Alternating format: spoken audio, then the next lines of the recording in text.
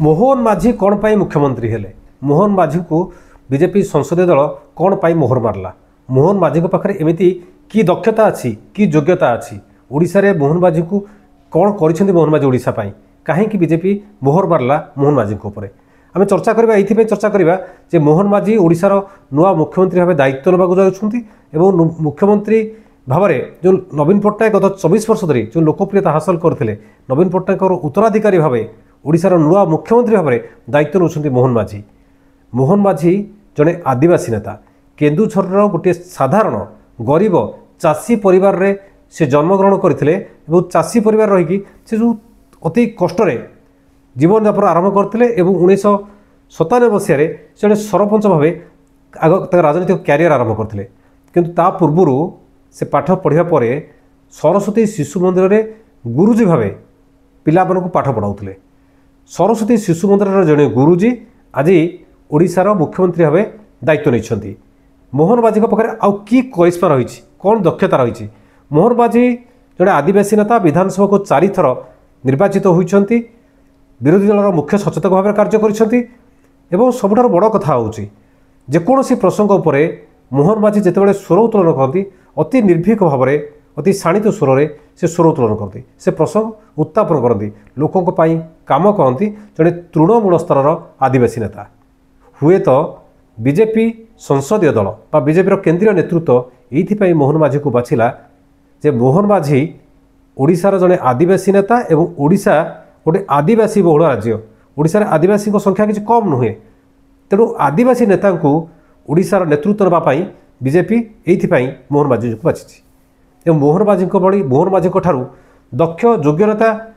BJP विधायक मान भर 78 जन विधायक भर ना से कथा नुहे ता सत्वे बीजेपी मोहन माझी को जड़े आदिवासी नेता भाव में आगू आनी ओडिशार नेतृत्व नापी सिंहासन में बसाई। यह सहित 2 जन जमती केबी सिंहदेव तांकू उपमुख्यमंत्री करा जदिओ से मोहन माझी ठारू वरिष्ठ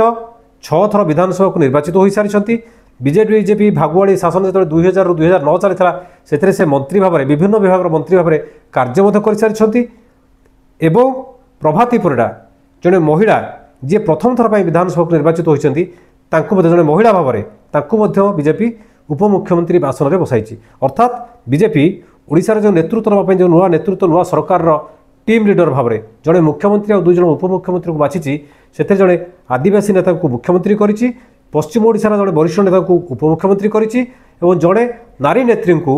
उपमुख्यमंत्री पद में बसाई एक भारसाम्य एक संतुलन रक्षा करने चेष्टा करिछि एवं आशा करा जाउछि जो शासन चली ओडिशा रे दीर्घ वर्ष धरी गत 24 वर्ष धरी नवीन पट्टनायक शासन हो ता पूर्व विगत दिन में कांग्रेस जानकीमोहन पट्टनायक शासन हो बा नवीन पट्टनायक बापा विजु पट्टनायक से 2 थर मुख्यमंत्री भाव में दायित्व ग्रहण कार्य करोडिशा मैंने गोटे प्रकार पट्टनायक मैंने जो उच्च वर्गर शासन चली से बीजेपी पूर्णच्छेद पकई और जड़े आदिवासी नेता को प्रथम थर पर मुख्यमंत्री आसन में बसाई